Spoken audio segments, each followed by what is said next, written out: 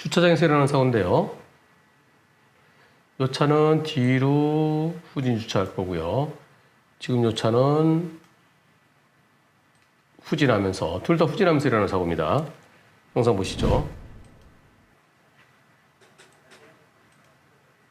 서로 후진합니다. 그러면서 부딪혀요. 다시 한번요.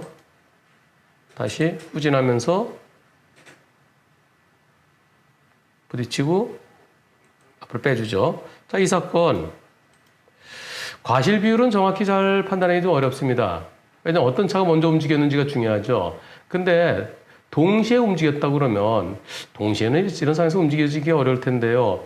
이 차는 요리 빼는데 뒤로 오는 차가 뒤가 더 잘 보이니까 이쪽 차가 일단은 더 잘못한 것으로 보입니다. 일단은 굳이 둘 중에 누가 더 잘못했냐면은 이 차는 뒤가 보이잖아요. 이렇게. 그리고 이 차는 뒤로 가면서 이렇게 꺾어야 되니까 뒤가 잘 안 보여요. 하지만 누가 더 먼저 후진을 시작했는지 그 앞에 과정을 좀 봐야 돼요. 근데 그 앞에 영상이 없습니다. 그래서 과실은 제가 판단하지 않겠다는 겁니다. 다만 이 사고로 요 그랜저요. 그랜저 운전자가 34번이나 한의원에 다녔대요. 34회나 한의원에 다녔다는데 그게 과연 타당한지 경찰이 와서 보니까 내 차에 흠집난 어디랑 부셨는지 그걸 못 찾았대요. 근데 과연 이 정도로 그렇게 다칠 수 있는 건지 우선 제가 보더라도요. 이게 부딪힐 옆에끼리 살짝 부딪힐 때는요. 옆에끼리 속도가 없잖아요. 옆에만 스치면 안에서는 충격이 안으로 안 들어오죠. 이 바깥에 차체 바깥에끼리 살짝 스치는 정도, 그 정도 갖고서 운전석에 있는데 그게 운전석에 있어서 저 충격을 느끼려면은 측면을 부딪힐 때가 제일 충격이 크답니다. 그리고 또 가만히 생각지도 않았고 근데 갑자기 푹 치면은 그러면 어느 정도 충격이 있어야 내가 흔들림이 있죠. 근데 천천히 후진하면서 스칠 때는 우선 저도 납득은 잘 안 갑니다. 근데 물론 후진하면서 고개를 이렇게 돌려서 있는데 부딪히면서 깜짝 놀라면은 그래서 충격이 올 수도 있겠죠. 근데 이렇게 돌려서 봤으면 차가 오는 걸 보고서 뒤쪽을 보면서 했으면은 차가 오는 걸 보고 멈출 수도 있었을 텐데 여하튼 얼른 납득이 안 가요. 예. 그리고 마디모 결과는 아니고요. 요새는 마디모를 안 하고 이렇게 한다네요. 이렇게 가이드라인 적용 결과 통보, 경상의 감정의뢰 가이드라인 적용 결과 통보. 그래서 자기 나름대로 쭉 해서 이럴 때 그래서 다칠 수 없다. 건강한 일반인이면 감당할 수 없는 수준, 감당할 수 있는 수준, 상해 기준보다는 낮아 보임. 저는 그것은 매우 비과학적이라고 생각합니다. 그리고 마디모 프로그램 안 해요. 1년에 실질적으로 마디모 프로그램 하는 거 몇 번 안 될 겁니다.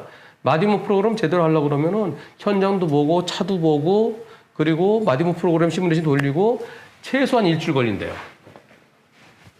근데 1년에 우리나라에서 마디모 하는 게 1년에 15,000건 넘죠. 요즘은 좀 줄었나요?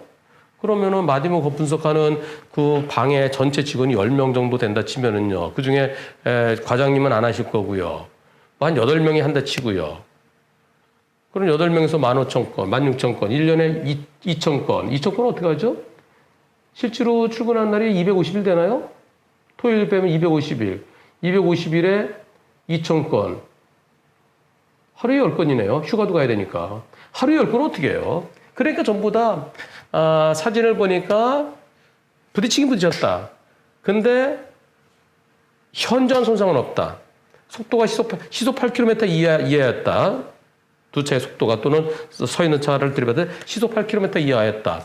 차가 부딪히는 적은 있지만 현저한 손상은 없다. 즉 박살나지 않았다. 그러면 안 다친다고 그러더라. 누가? 외국 실험 결과에 의하면. 그래서 너도 안 다쳤어야 된다. 이게 국가수의 감정 결과입니다. 매우 비과학적이죠. 그걸 갖고서 안 다쳤다. 그래서 저는 국가수의 마디모 아닌 그 감정 결과를 그것은 정확도가 과연 10%나 될까요? 제가 개인적으로는요. 그리고 마디모에서 안 다쳤다 하더라도 실제로 다쳐 치료받았으면 법원에 소송하면은 치료비 다 인정됩니다. 마디모 배척돼요. 형사사건에서 그걸 했다 하더라도 민사에서는 다쳐서 치료받았는데 그리고 다칠 수도 있고 안 다칠 수도 있으면은 할 일 없이 누워 있었겠느냐. 그리고 병원에서 이 사람이 실질적으로 그때 이후로 치료받은 게 있고, 그럼 민사법원에서는 마디모 배척하고 다친 거 인정해 줍니다. 그런데 이번 사고는 마디모와 관련 없이 제가 볼 때도 이걸로 다쳤을까 하는 저도 의구심이 들어요. 제가 마디모를 싫어하는 사람인데도 불구하고. 그래서 여러분들께 과연 여러분들은 어떻습니까? 이번 사고 다쳤을까요? 34번 병원 치료받았다는 게 납득이 가시나요? 안 가시나요? 여러분들께 여쭤봤습니다. 그 결과 투표해봤는데요. 열어보죠. 여기 있습니다. 2014해 제2의 보배드림 스타렉스 사고 발생했습니다. 나이로 환자의 황당한 횡포를 막아야 됩니다. 라는 글이 올라왔는데 여기에 대해서 여러분들 어떻게 생각하시는지요? 열어보죠. 과연 여러분들의 의견은 납득이 간다고 하셨을까요? 안 간다고 하셨을까요? 납득이 안 간다는 의견이 거의 대부분일 것 같아요. 그죠? 납득 안 간다 98%, 납득이 간다 1%. 3,167분께서 참여하셨는데요. 납득이 안 간다는 의견이 98%였습니다. 납득이 간다가 1%. 사람 몸이 진짜 별거 아닌 것 같고서도 그냥 쿵 하고서도 사망하는 경우도 있어요. 접시물에 코 박고서도 죽는다 그러잖아요. 그럴 수도 있어요. 근데 이번 사고 얼른 납득은 안 가네요. 미스테리입니다.